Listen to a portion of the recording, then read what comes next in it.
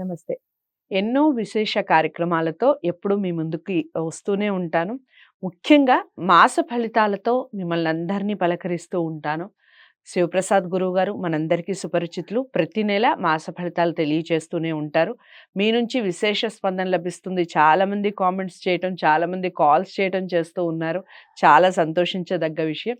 ఇక మే నెల మాస ఫలితాలు తెలుసుకోబోతున్నాం. మేషరాశి మొదలు మీనరాశి వరకు వివిధ రాశుల వారి ఫలితాలు చెప్తూ ఉంటారు. తప్పకుండా నోట్ చేసుకోండి. ప్రతి రాశి వారు అందరికీ చేరువ చేసే ప్రయత్నం చేయండి లైక్ చేసి. గురువుగారు, ద్వాదశ రాశుల్లో మొదటి రాశి మేషరాశి. మే నెలకు సంబంధించి మేషరాశి ఫలితాలు ఏ విధంగా ఉన్నాయి చెప్పండి? మేషరాశి వారికి మే నెల ఫలితాలు ఎలా ఉన్నాయి అనంటే, మే నెలలో వీరికి చాలా అనుకూలముగా ఉన్నది మేషరాశి వారికి అని తెలియజేస్తున్నాను.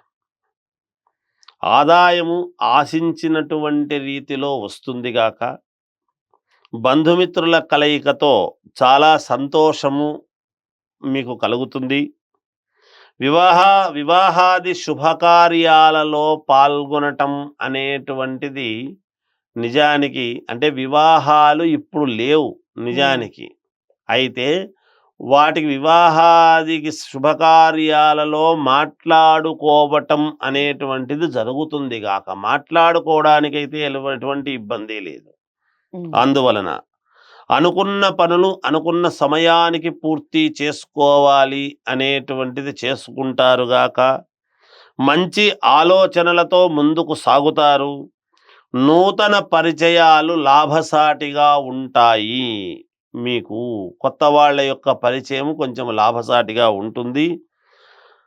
అలాగే స్థిరాస్తికి సంబంధించినటువంటి ఒప్పందాలు ఏవో చేసుకోగలుగుతారు అనేటువంటిది తెలుస్తూ ఉన్నది. అప్పుడే కుజుడు యొక్క ప్రభావం చూడండి.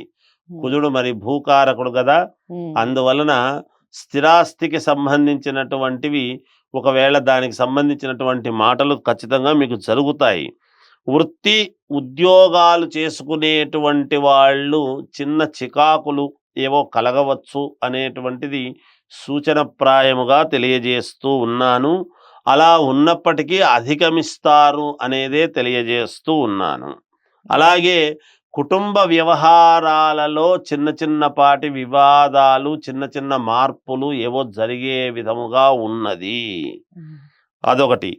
తర్వాత ఈ ఏదో చిన్న మనఃక్లేశము లాంటిది, మాసాంతమున చిన్న మనఃక్లేశము ఇలాంటివి ఏవో కాస్త జరుగుతాయేమో అనేటువంటి భావన కలుగుతున్నది. ఏది ఏమైనా మేషరాశి వాళ్లకు, మేష లగ్నానికి రాశికి అధిపతి కుజుడే కాబట్టి కుజుడి యొక్క ప్రభావము వలన కొంత మేలుగానే ఉన్నది.